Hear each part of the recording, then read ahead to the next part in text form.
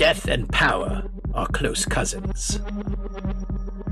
Didn't this start out with like, hey, let's make kind of a movie version of Dungeons and Dragons that kids are playing? That's cinema, baby.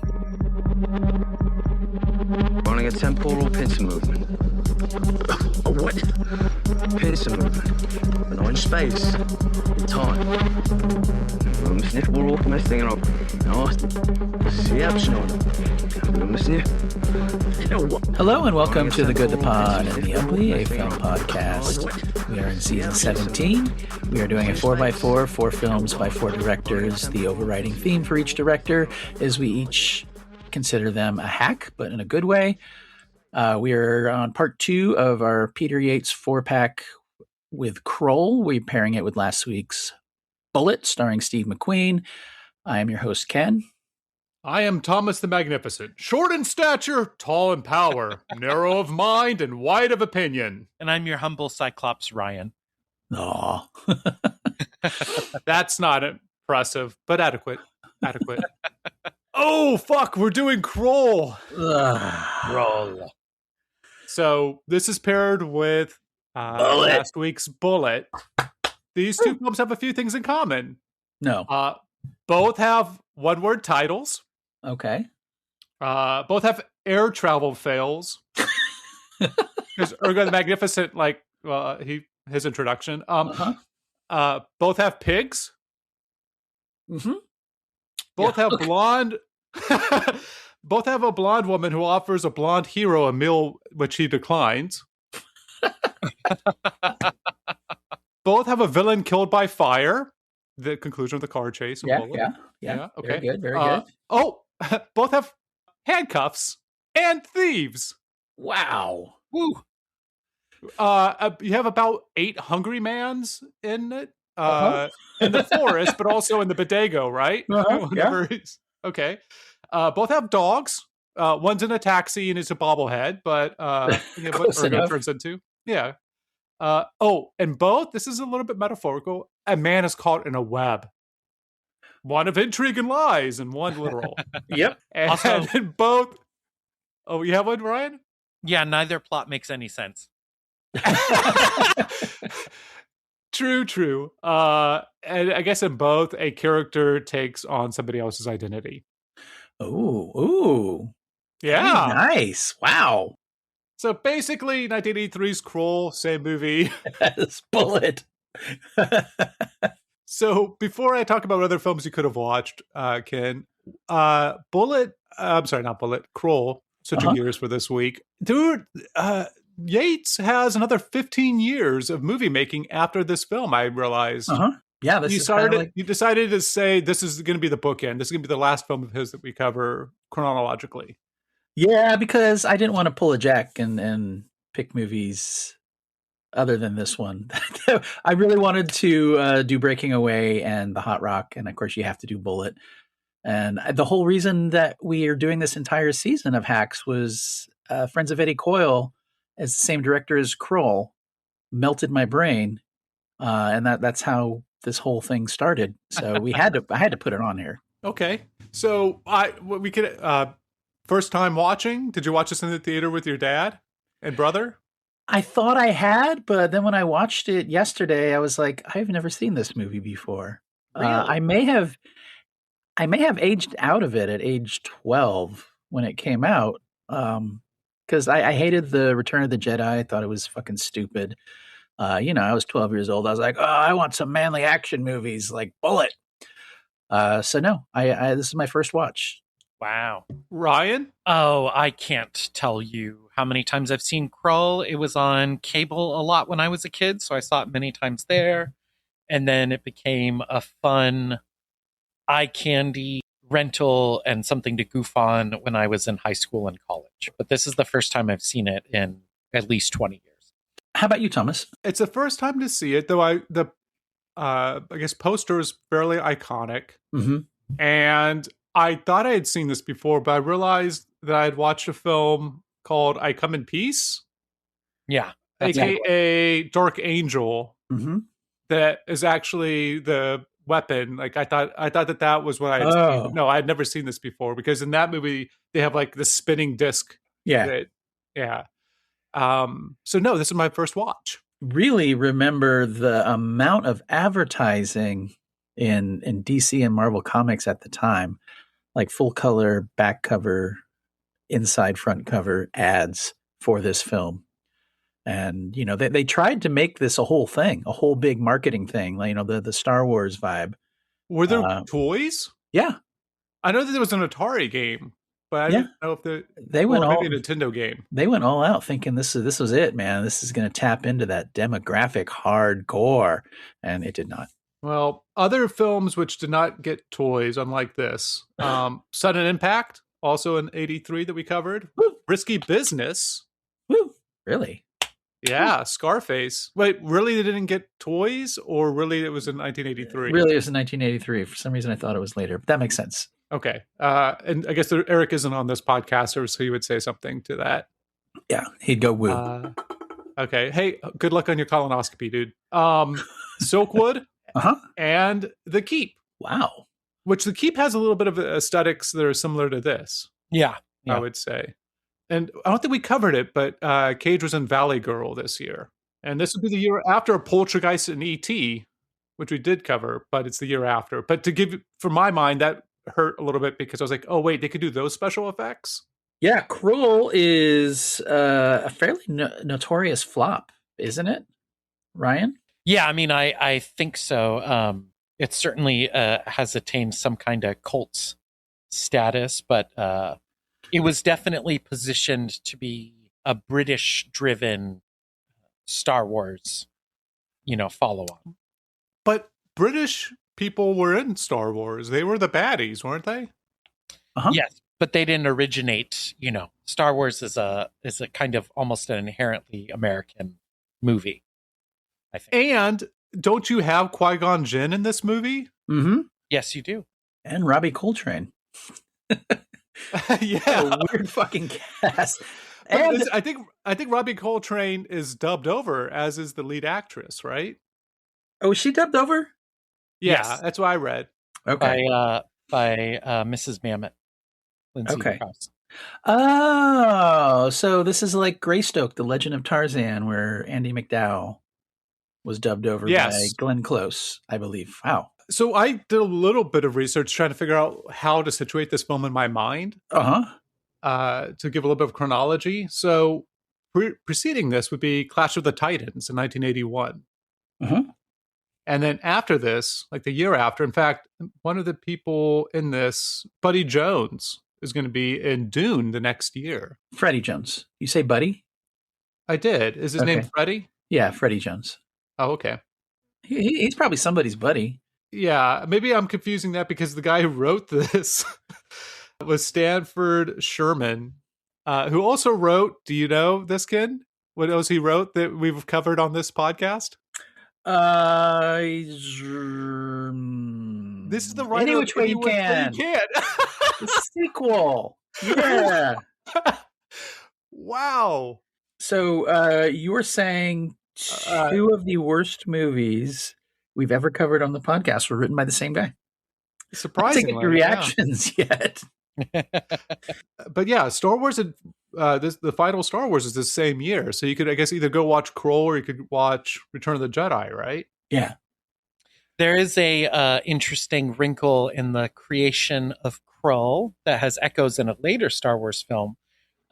Evidently, one of the problems they had making the movie is there was an original script that got the green light. All the sets and costumes and stuff were designed based on that script. Mm-hmm. And then shortly after getting into pre-production, Yates changed writers and the new writer changed the script quite a bit, but they were stuck using the already built sets. Yeah. Is this about the dragon? Yeah. Because originally the baddie was a dragon. Yeah. There were all sorts of... dragons, plural. Yeah. Oh, really? Yeah. There were all sorts of limitations that put on them, and that later would come up with Rise of the Skywalker, the last movie in the Skywalker series, where they had designed all the sets, everything had been done, and then they started radically altering the script. Mm-hmm. And that's a big reason why that movie is so muddled. Like this movie is so muddled. Yeah, didn't this eventually start out with like, hey, let's make kind of a movie version of Dungeons and Dragons that kids are playing? Yes. Yeah. And that this is really far from, except for what's his name, Urkel, the magician guy that turns himself into things. That kind of seems Urkel, like the iconic David Baddies from Family Ties, the school Family teacher. Matters. Yes, David Baddies, the school teacher from the greatest movie ever made, Willy Wonka and the Chocolate Factory. Is that where I know him from? Of this movie? Yeah. Wait, he was in Tim Burton's movie? No, that's Charlie in the Chocolate Factory. Oh, okay. What did you say? Willy Wonka. Oh, Willy okay. Wonka and the Chocolate Factory. Gene Wilder in the greatest performance ever given in motion picture history. Woo! Hear no evil or see no evil? My God. Is that the Gene Wilder, Richard Pryor film? Yeah. One of the many. Of the many, yeah. That's a tough one. That was a late Pryor. I think Wilder. Well, late Pryor. That's almost a contradiction in terms. It's an oxymoron. Well, he was not as healthy when he made this, is what I'm trying to say. But anyway, anything to not talk about Krull? Oh wait, you have Time Bandit. You have Time Bandits and Excalibur in 81. Yeah, this is, it's like Battle Beyond the Stars, the movies that you just mentioned. A lot of the reason they got made was because of Star Wars, trying to get onto that Star Wars teat. And it's amazing, like you just mentioned Time Bandits, and of course we're talking about Star Wars, and how the makers of those movies, or like the great film series, The Lord of the Rings, where Peter Jackson knows everything about the world and the characters in the background, and then you feel that in the film.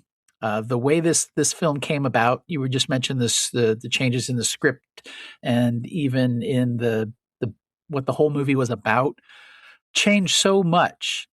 And when these movies don't have a belief behind it, an understanding of how the world works, it's just a bunch of crap thrown together, like the Flash Gordon movie, which this really reminds me of. I do think there is a little bit of a difference, and I think it's pretty interesting considering we're covering Yates, and that's why we watched this movie.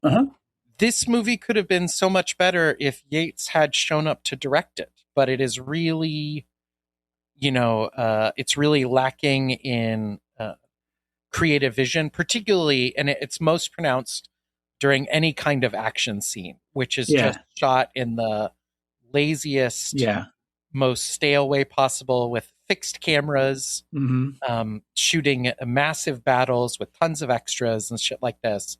And but you don't think that that's maybe for ratings, like to make, like if it's too involved, it might get too graphic or too visceral? I don't think they're very well choreographed or shot. I mean, sometimes you could actually see in the sword fights of them holding back. I mean, there's no energy in the actors. They're just kind of hitting their marks, almost like they're practicing. Yeah, but I think that, to my mind, watching that, and I could understand like why it would be better if they didn't do that. But to my mind, it seemed like it was conscious, like a G.I. Joe fight. I would counter that with when the Dark Slayers, or whatever they're called, when they're killed and those little parasites scream and crawl out of their helmets, or when the guys are in the cave with the spears getting speared. That stuff is pretty graphic. Or when the wizard gets killed. That's probably the best scene in the movie, when the wizard gets his. That's pretty fucking cool. Yeah, that is. I do like how Yates shot the actual practical locations in the mountains. I always love that kind of stuff. Yeah, there is some good stuff in here. Quicksand. I still haven't found any, man. I grew up thinking there's quicksand all over the fucking place, and I still haven't found any. Thomas, a Sarlacc pit. You just had to find one of those. Yeah. To your question, Thomas, I mean, Star Wars had just done this, 5 years earlier, 6 years earlier, and that's what they were, one of the things that they were aping. So, and Star Wars was much lower budget than this film. Like, they should have been able to nail the action stuff, I think. Well, yeah, I think that there was two parts. Like, as I was watching this film, for the first time, and the only time probably, I kept thinking like, oh, somebody's son or daughter was like, I saw a movie that's called Star Wars, and like, oh yeah, tell me about it. And they're like, that I could do that. I could make that film. And then they tried to, it's like a game of telephone. But the other side to it, unlike Flash Gordon, I was going to say Flash Gordon, but that's the parody for adults. Flash Gordon, I think, wasn't it a comic series, like a weekly Sunday's Funnies paper series? It was a daily strip. Okay, yeah. And so you had, so you had like that. If it's disjointed, if Flash Gordon's disjointed, that's fine because that's your experience in a way of the serial. Yeah, I'm a fan of Flash Gordon. I think it's a terrible movie, but it has personal meaning to me. Yeah, it has Queen singing the theme song, right? And Masters of the Universe has a song by The Darkness, Thomas. I sent it to you. You're 100% ripping off Queen's Flash Gordon. Yeah. So, confession time. I did watch this film, but after I watched this film, I went, despite there being some decent films in the cinemas, I saw Mortal Kombat 2. It's probably not one of those decent films. I didn't see Mortal Kombat 1, so it's hard to compare. There's something that happens in this film which hurts my head in the same way that it does, I guess, somewhat in a Mortal Kombat film, and that you have weapons that shoot lasers. You have a distance weapon, highly effective, kills you when you get shot by it. But if you get within, I don't know, 5 feet of somebody else, then you turn into hand-to-hand combat instead of continuing to shoot the person. Yeah. And same thing with Mortal Kombat movies. You have like a weapon, but then like if you get close enough to somebody, you decide to just punch them a bunch, which is just as lethal. Yeah. So should we talk about the plot since maybe our listener hasn't seen Krull? If we talk about it, they don't have to. Okay, yeah. So Krull is the name of a planet, which is suspiciously like medieval Earth, and maybe should have been. And they are invaded, I believe, by an asteroid, a giant piece of rock. log. Called the Black Fortress, and there's a beast that is running everything, and we have two kingdoms that are about to join with Johnny Krull marrying Princess Krull, whatever their fucking names are. Lissa? There's like 3 Lissas in this movie. And for some reason, at the ceremony, when they all come together, the Slayers, which are like stormtroopers, but we don't call them stormtroopers. Not vampire slayers. Yes. They so disappointed every time, nor the heavy metal band. For some reason, no sentry was out on the castle looking for anybody coming to attack the castle during the wedding ceremony. So they're like saying their vows with some water and fire shit. And then they break in, the girl gets kidnapped. It becomes, the prince becomes a king because his father is killed. And he has to get a ragtag group of fantasy types to help him go rescue his princess, who he's almost married to and really wants to fuck, I guess. But predominantly, but predominantly like thieves, right? Like escaped criminals. Who escape somehow with manacles still around their wrists, who won't take them off until the job is done. Cool. So he also has the assistance from an old man of the hills, Obi-2 Kenobi, we're going to call him, and he takes him to find Obi wannabe Kenobi. That's good too. He takes him to a cave at the top of a hill that looks suspiciously like a vagina to find a glaive. Whoa! A glaive? You didn't get laid, dude. What do you think that looks? That's like the master level of like, I'm gonna have sex with this beach thing. Horniness. The Cyclops could probably have sex with that cave. Anyway, he finds Patrick the starfish, and then the stuff comes off it, and it's like this weapon with some. It's like a shrieking star, but I don't know what the fuck. How would you guys call it? Anyway, he gets a group of guys. He gets like a comic relief guy that can turn himself into geese and dogs and tigers. They get a seer who has a young apprentice, I guess, the little kid. Who can see. Who can see, yes. A blind seer And then with the thieves is Liam Neeson and Robbie Coltrane, right? Coltrane. Yeah. Yes, who has a very peculiar voice. If you know Robbie Coltrane, not personally. So yeah, and then it keeps cutting back to the girl imprisoned in this completely weird. The interior of this giant log fortress is like her cave is a giant eyeball. It's very peculiar. I think it's probably the best part of the film. I do too. I think the production design of that when she's like walking and it's like the walls are closing and forcing her into another room, it's pretty cool. It's almost Jodorowsky, right? Yeah, I mean, it's not quite, but it gets close, like El Topo or something. Yeah, and you could almost see a different movie in some of this production design. Yeah. And then, of course, they have to find some stuff and do some business until they can find some flame mares, which is not, which are Clydesdales that if they run fast enough, they can fly because the Black Fortress disappears and reappears at a different part of the planet every morning. Yeah. And then they have to lead the charge and save the princess, and a bunch of guys get killed during the fight. For some reason, the Slayers are dressed in white instead of black inside, and they have the laser guns that Thomas spoke of. But this ragtag group of heroes with axes and whatnot, they end up saving the day, and you have this weird beast in an animatronic costume who you never believe is in the same room as anybody else. It's like a Marvel CGI special effects ending where there's no real agency between the two characters. A bunch of bullshit, and then they ride off together. And it does feel like a old 8-bit game where like you're fighting the boss. Yeah. The boss is just on the top of the screen. Yeah. For sure. There's one line that I had to write down. I had to rewind and say, he said, "Death and power are close cousins." I was like, what does that even mean? Like he says it, Obi-Wan Kenobi says it so like he really means it. The actor totally sells it. And then he has that like kissing cousins? I don't know. Wait, or kissing cousins close or far? I can't remember.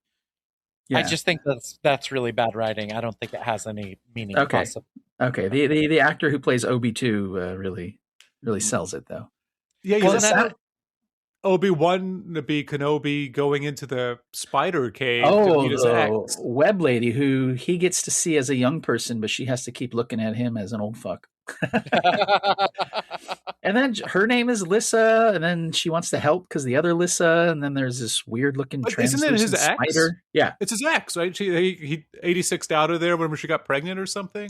No, it doesn't make any sense. He knows she's there, but for some reason he doesn't know why. And then it turns out because he left, the baby died. She killed the baby. She killed the baby, and then she was cursed to live there with the spider. So he knew she was there, but he knew nothing about the child that she killed.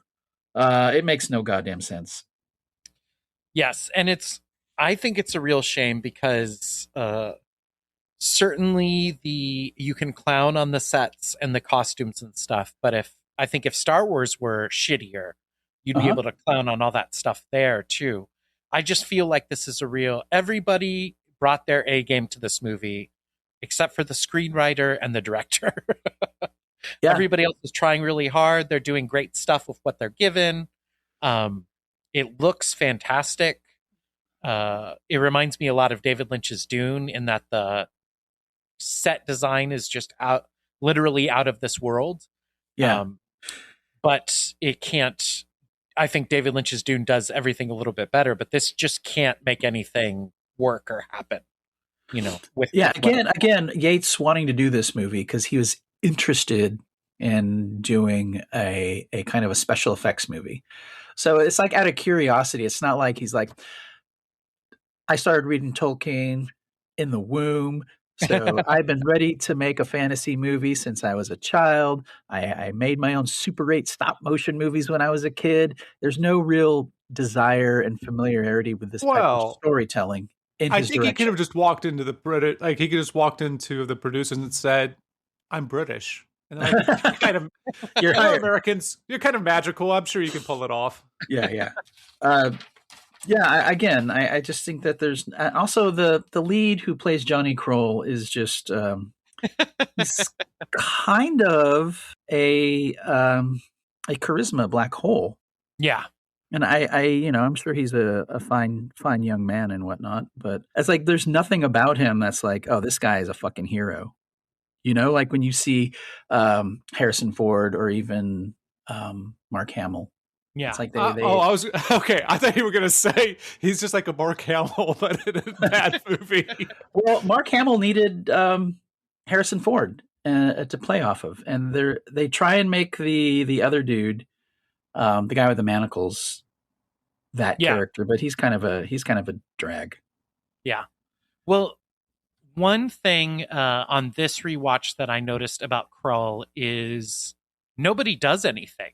All of the, he gets the gang together, but once the gang is together, the gang is not essential to the plot at all. They don't save anybody at a crucial moment. They don't really kill any of the bad guys. And even the main character, he gets that giant ninja star, which I always thought even though I've seen this a dozen times, I thought the ninja star was called Krull. I thought that's what the movie was named after. He gets that to fight the villain at the end, and then he just throws it, and the thing acts on its own. Like, he doesn't control it. He doesn't have he's putting out his hand like he's doing something. Right. But it's not, none of these actors have agency that affects the plot at all. They just show up and everything happens. Yeah, I guess I wrote it's like a season of Cribs, and that they go to other people's pads and they see what's up and they go on to the next place. Yeah, they have this beautiful location stuff from like Spain and Italy, and then they go on this huge set built on the James Bond Pinewood Studios sets, warehouses. And you're right, some stuff happens, and the one guy drowns in the quicksand. But they move on. There's a surprising amount of deaths in this. Like, Obi-Wan is struck down, but he's going to come back more powerful and as a Force ghost. And this, people just straight up die. And I was a little surprised to see how much death there was, given how fake the fighting was. Yeah.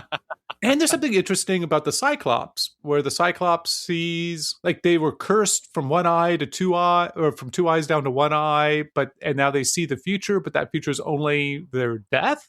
Mm-hmm. And at one point, there's like wishing that's going on, and the kid, the seer's surviving sighted kid who's able to like know where to go after the seer dies, says like he wishes for a puppy, and the guy who can transform into stuff is like, that's a dumb wish, you really wasted it. And the Cyclops says, I wish for ignorance. Mm-hmm. So there's like a thread of something meaningful or interesting in the film on occasion. It just doesn't weave together into anything. Yeah. Ryan, did you read that the glaive, the ninja star, is used in Ready Player One, your favorite movie? I do remember seeing it in Ready Player One, yes, which is not my favorite Spielberg, but it's top 10 for sure, maybe top. Okay, 5, 4, 3, 2, Krull. So Ready Player One, right? Yeah, featuring the Krull ninja star, top 10, maybe top 5 Spielberg. Hey, have some fucking respect. It's called a glaive. There's glaives and glaives knots out there, all right? And this dude has a glaive.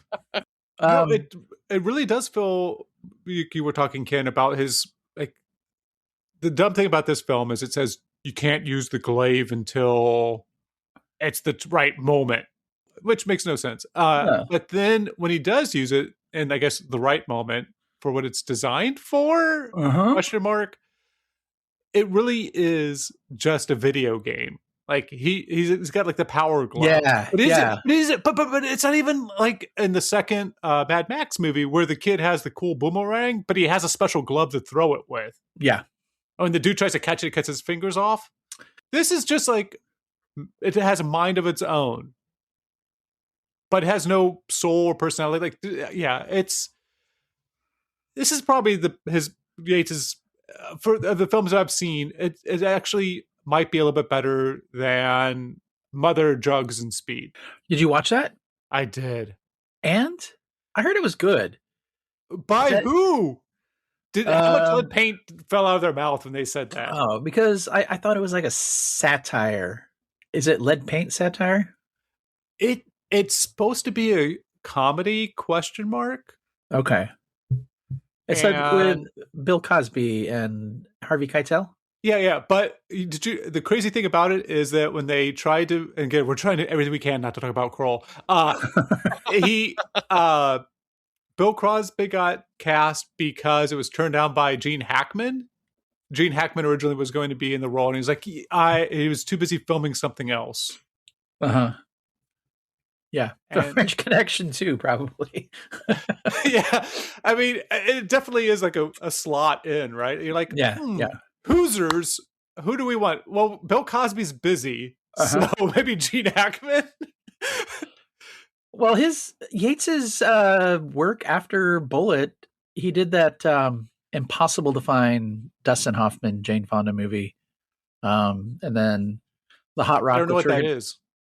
Yeah, I don't even remember what it was called. I couldn't find it anywhere. I did find Murphy's War with Peter O'Toole, which, if you listened last week, is a Vietnam World War II movie, if you know what that means. Okay. It's pretty good. It's very fatalistic.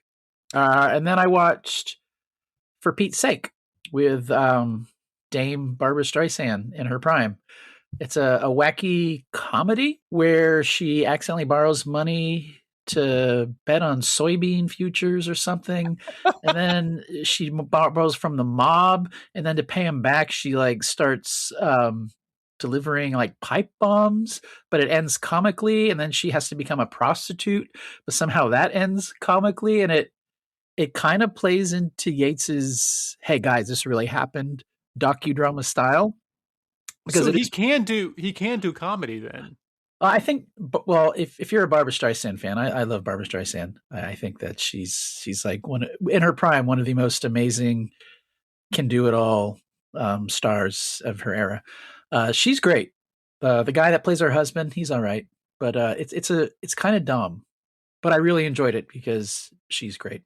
I also watched Murphy's War, and I think it reminded me a lot of The Friends of Eddie Coyle in its tone. It has a little bit more comedy to it, but it's definitely got that same fatalistic feel. I just wish I was hoping that he was gonna like Bullet, that they would somehow film Peter O'Toole actually in the plane, because the part where he's in the plane and it's trying to take off, it's one of the best suspense scenes I've seen.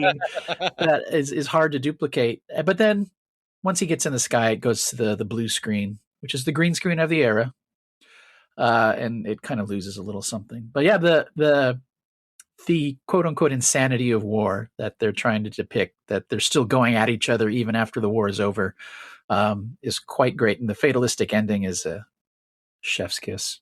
Okay, and so that's the Vietnam, the Vietnam World War II movie. Yeah, got it. Not the Barbra Streisand movie. No, not the Barbra Streisand movie, which is a comedy. Which is a comedy. Okay. Yeah, and it takes place in New York, and I love like early 70s films that film on location. We know Yates loves filming on location, so all practical locations, which is another reason that Krull is such an odd fit for him. Rounding back to Krull, that when it's a real location, like they're outdoors on the mountains, pretty good. He's just not used to soundstage shooting, I think.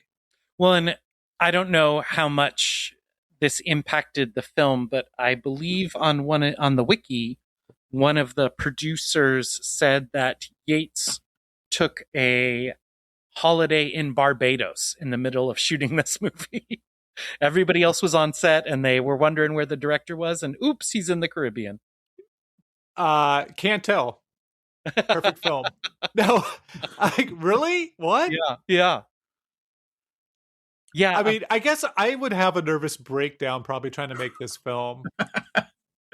Yeah, I mean, it very well could have taken its toll. It's just I mean, he really just seems to have given up, or After Star Wars, everybody thought what Lucas did was really easy, which was part of the reason why everybody tried to copy it. Mm-hmm. Yeah. Turns out it's really fucking hard. Yep. So, I mean, see Dune. yeah. Mm-hmm. As interesting as that film is, I don't think it's successful. No. And that's another situation like Krull where the action really gets away from the director. And then there are like we mentioned the deaths earlier, and they're pretty brutal. But like Cyclops gets squished, and you think, oh well, he's somehow going to get out of that because this is a kids' movie. Nope. He helps everybody by holding up the squeezing door, much like the trash compactor in Star Wars. And then they try to help him, and they're like, "Come on, let's go." And they're like, "See ya." And he just disappears. They don't show any goo dripping out, but it's kind of harsh for a kids movie. Which is interesting because he can see when he's going to die, and it seems like he dies earlier in the film. Or in the film, he's like, "You guys go on without me. I have to meet my death." Yeah, and then he Han Solos it. Yeah, so he knew that he needed to show up late. I guess I don't know. It makes me want to get into like Memento and Tenet again. Yeah, and that whole scene with the flame mares. That's so dumb. So dumb. My note for that was loathsome dove when they're getting all the horses together. It's just the worst. Those poor Clydesdales trained for like months. To do what? To run? But okay, so what is this? I want to dig a little bit more into two things. I want to dig a little bit more into the world. But first, I want to start off with this movie begins with voiceover and ends with the same voiceover. And that voiceover, and this is something they teach you in improv, which I've taken in a few classes, you don't want to have the focus of your scene be somebody who's not in the scene. Mm-hmm. And that this whole movie, I guess I can't tell if they were trying to set up a sequel or not, or they were like, oh, episode 4, that's interesting. There's going to be, we have this whole mythology that we're just seeing some middle part of. Right. But the movie's set up as a king and a queen are going to have a Messiah child. That will rule the galaxy. This is what this is going to be. This is what this is going to be about. Uh-huh. And the end of the film, they still haven't conceived. Right. They haven't even fucked yet. Presumably. Yeah. I mean, yeah, you're right. This is like Joseph and Mary going out on a date. And that's the movie. Well, it's funny because it's maybe is committing a sin that has become really common in our current franchise era. Yeah. Where the first movie is meant to set up a saga of a multi-film saga that never comes to fruition. They spend so much time trying to build the setup that they never get to the meat of the story, which presumably would be about this Krull sire who would come to take over the galaxy. Baby Krull. And you mentioned the lasers earlier, which don't really jibe with essentially medieval tools, right? Well, they don't have the medieval planet doesn't have lasers, as far as we can tell. And watching it, I was like, why didn't they just make this King Arthur and Merlin going to save Guinevere, and just make it aliens invading medieval England? They may as well have. It could be a Predator movie. Yeah. It made me nostalgic for, and want to go back and rewatch something that scared the shit out of me as a kid, which was, I think it was called Robin of Nottingham.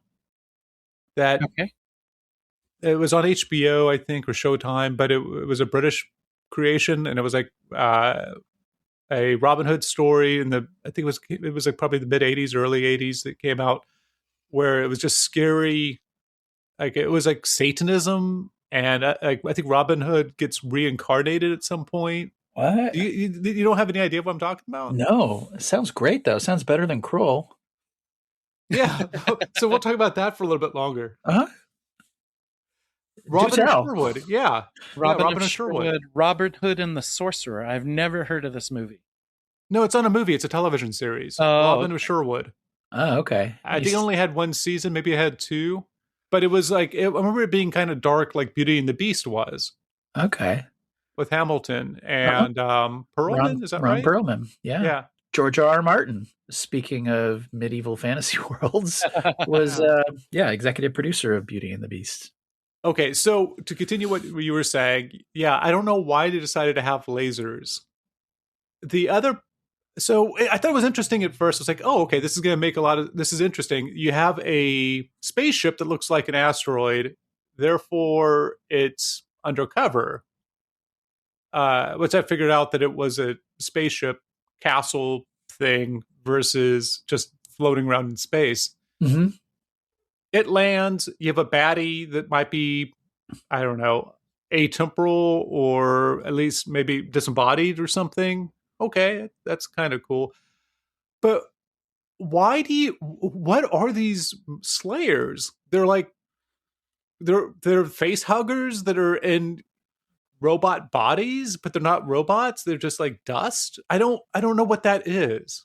Yeah, like it'd be great. It'd be great if one got cut open or something. You could see the inside. Like, what the fuck's going on? Like from their helmet, like something comes out of it, and they never really explain that. And what they also don't explain is like these are new invaders. Like, does the people of Krull, the planet, have they fought them before? Is it like it makes me feel like it should be like Independence Day, where these crafty people on this medieval planet have to figure out how to get rid of use their own technology against them. But there's already the glaive and cyclopses and flying horses. Well, if you have like a person who could use magic to transform themselves into different things and a giant spider, then I guess you also have flying horses. Yeah. I think that's like within the realm of the possibility. I just don't. How is okay? Unless they take over the technology, I don't even remember how this film ends. Aside from like some guy gets a promotion from being a criminal to being in charge of the law, which we've seen in our a little too relevant these days. Does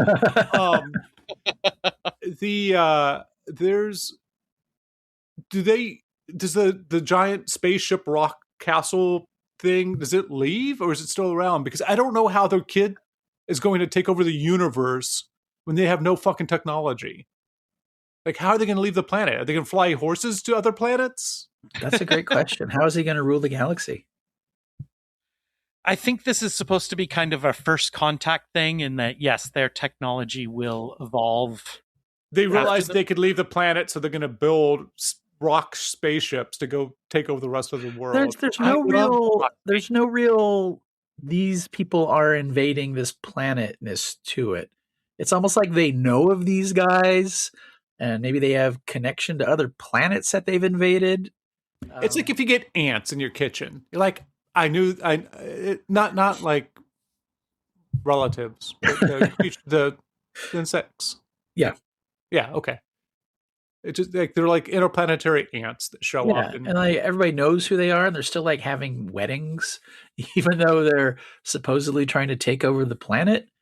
And why does the beast want to get together with a tiny human?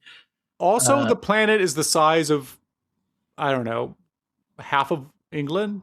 Probably, yeah. It's a Curb Your Own Enthusiasm planet? That's right, yeah. And coincidentally, the flame mares are nearby near the end, even though they probably could have used them a little earlier to get around faster, flown over those swamps and just drop down. There is something where... Oh, I'm sorry. I'm just going to say a quick thing. Okay, so Obi, wannabe Kenobi, like shows up from the castle. Sole survivor is dude who looks pretty good with his shirt off. Lacks any riz or charisma or acting ability. And despite being named Ken in real life. I know, our favorite Barbie character. And so then the dude's like, hey, I'm going to go on an adventure and save everything. He's like, how are you going to do that? He's like, oh, it'll work itself out. Uh-huh. I kind of like that as like just a character trait. But it's like, okay, we're just going to go on a quest and you're with us for that as a movie.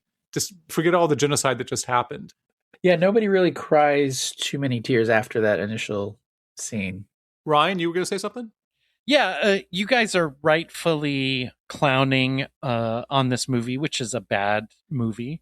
I do think the idea of taking the space fantasy elements of Star Wars literally and making it literally, a space, an intergalactic space war combined with medieval Britain. I think that's a really fascinating and cool idea. It's just obviously it would be difficult to pull off under the best circumstances. And whatever was going on here was far from the best circumstances. Yeah, for real. Yeah, I mean, doesn't Red Skull have, am I remembering it right? Like he has like magical powers and technology powers. Yeah. Oh no, I'm thinking of Doctor Doom. Doctor Doom has like all the powers. And that'd be kind of cool to see. Would it? I mean, maybe. I don't know. I haven't seen any of the Fantastic Four movies if he shows up in them. But it does seem like, okay, so you have like magic and technology and other aspects all in Latvia, wherever his kingdom is.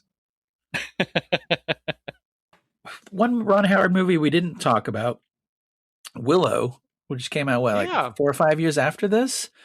Again, that's George Lucas and, as the executive producer and coming up with the story and everything, that's him. He knows every little facet of the Willow world, heavily borrowed from Tolkien. But I mean, that's what's missing in this movie. I don't know anybody who could tell you the backstory of this world or these kingdoms or these aliens other than what is actually on screen. And that's when these things run into problems. It's like some superhero movies where you could just tell that the person doesn't get it, the director and the writer and the producer, and it's just kind of crap because that's a superhero movie. You don't need to explain it. Right? Right. And this has that very similar feel where it's like, well, it's a fantasy film for kids, so it doesn't have to make sense. But it has to have internal logic. Every good story has to make sense to itself. And this does not. You can't just throw a love dimension in there. Hey! Masterpiece. He was, of course, talking about Outlaw Josie Wales there. That reference to the love dimension in that film. I mean, you guys, you may be right, Ken, that it was just people thinking that this was easier than it should be. And I've even talked about that a little bit. But this had a huge budget, and it really seems like it was trying to utilize all of the stuff in Britain that Star Wars was taking advantage of, like Pinewood Studios and all the British character actors, and make something homegrown. I mean, all of which is to say, I think that a lot of the people working on this movie thought it was going to be important, thought it was going to be a big deal, and they were really trying for something. And wherever the wheels came off, they just came off mightily, Yeah. Agreed. Nobody had a Bible of the show canon, the clans and the planets and the galaxy. Yeah. Everything that they knew about was just the stuff in the script. Do you think Liam Neeson asked Yates, like, so what's my backstory? Like, why am I in jail? Is it just polygamy or is there something else? So this really seems like, we've talked about some good hacks and the work they did, some all right hacks. But we've generally said that like this kind of journeyman approach is a cool way to approach making movies. Yeah. It seems kind of like the peril of that, where if you direct Krull, even if you have a great reputation, Bullet, Eddie Coyle, these other movies in your past, The Deep, which have been hits, there's really no way to get back on the horse after this. I mean, I know he worked a lot, but it was never on such prestigious material or such big budget material. And it seems like if your signature is kind of being workmanlike and anonymous and in service of the film, and then you make a bad film, you can't go back and point to something you did in the past and argue for another chance at the cup, Well, what's crazy is, okay, I haven't watched most of his films, but there's a 1987 film that he directed called Suspect, which I'm curious about. But I am a little suspect. But it's going to have Dennis Quaid, Cher, and Liam Neeson again. But did you read the plot? I haven't seen the movie, but the plot description is so fucking absurd. But this would be like Cher around the time of Moonstruck, right? Yeah. Definitely after Silkwood. Yeah. Well, after this, he would make The Dresser, which was one of those awards-chasing movies that was critically acclaimed. But he had a run there in the 70s. You know, I mean, some guys, they have a run of movies, and then you have a movie like this, and you're right, Ryan. It's like hard to get back on the horse and back to where you were when Steve McQueen called you up to direct Bullet. He never really got back to having that heat, you know? Yeah. Well, and just, talking about Suspect, Cher is a defense attorney who's assigned to defend Jeff Bridges, who is blind and deaf, I think, in court. And then they fall in love. It certainly was a hit, and all of those people had big names in the 80s, but it wasn't anything with the integrity of his earlier work as far as commitment to telling an interesting story in a cool way. Yeah, I mean, I guess like that Tarzan film that I mentioned by the other Yates, younger Yates. It's a film that doesn't, to my mind, doesn't exist. Right. Oh, Roger Ebert said of Suspect, as if an Agatha Christie novel evaluated 6 suspects in a British country house, and then in the last chapter we discover the killer was a guy from next door. That sounds pretty good. So we're doing everything to talk about anything other than Krull, I guess. I do wish that Eric was on this episode so I can understand like how he's seen this movie so many times and what the experience must have been like to try and, it sounds like, show it to his kids and realize that this film's terrible. I think it's an interesting thing as I enter my mid-20s to be able to have things that I liked as a kid and watch them again with fresh eyes. Well, I mean, I'm not Eric, but I certainly had a similar experience where I never thought Krull was good, but I thought it was interesting and worth watching. And then this time it's like, it would have been fine if I had put it on mute and done something else in the background, but in no way does it hold attention, even with some of the cool sets and some of the interesting ideas that are presented. Besides that swamp section, it's really a nothing burger of a movie. And maybe that's how people like me and Eric end up remembering it as better than it is, because most of it's so boring and nonsensical that you just kind of forget about that part. Yeah, or it's how you end up sad, bitter, and alone. Yeah.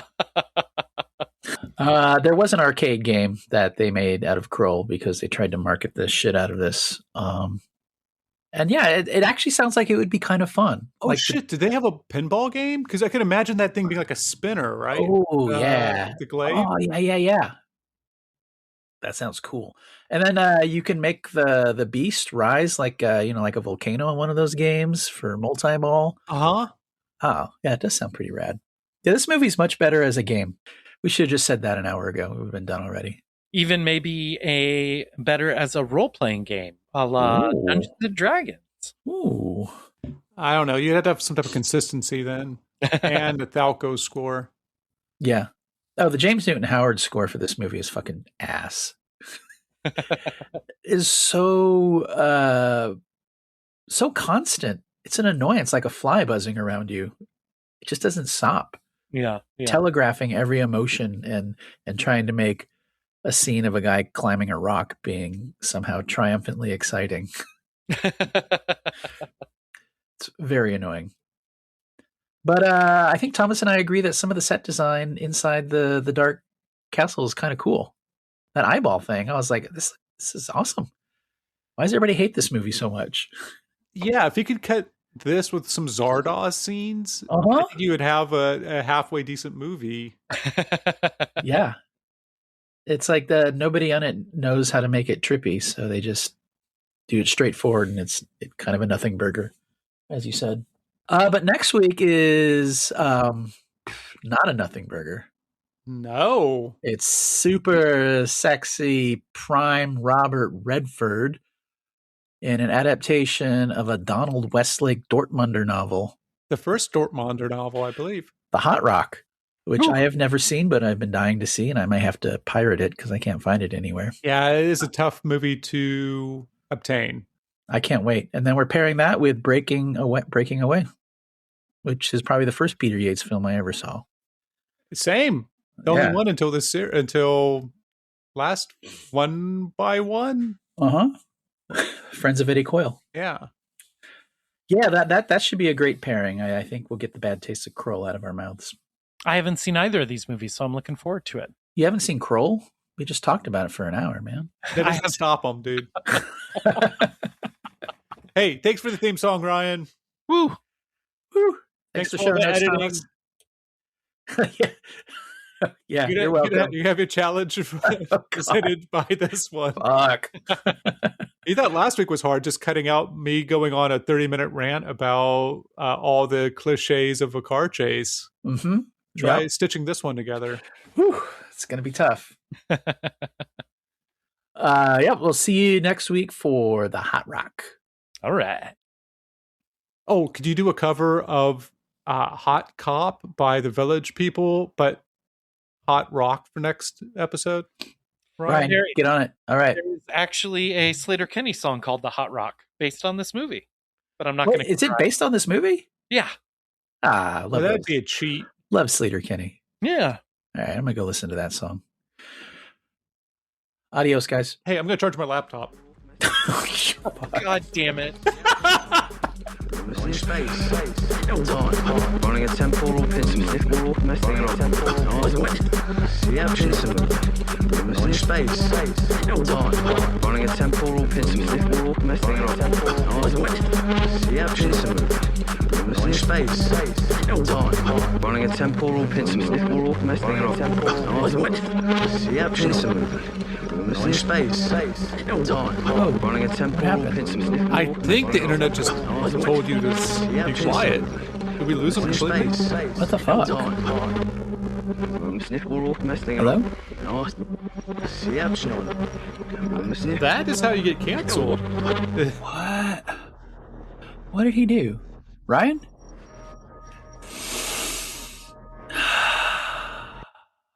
What happened? I mean, he invoked Ready Player One. Maybe his apartment house blew up. Maybe that jet. There's two jets that have been flying around. Yeah?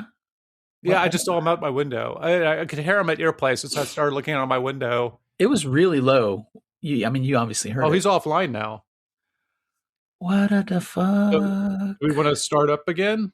Like, save what we have and start up? Oh my god, Jesus Christ. Jesus Christ. Yeah, I'll have to stitch these together. Alright, I'm gonna re-invite you both, alright? Okay, but I'm gonna download this before I hang up. I'm sorry, after once we stop recording, which we can do now.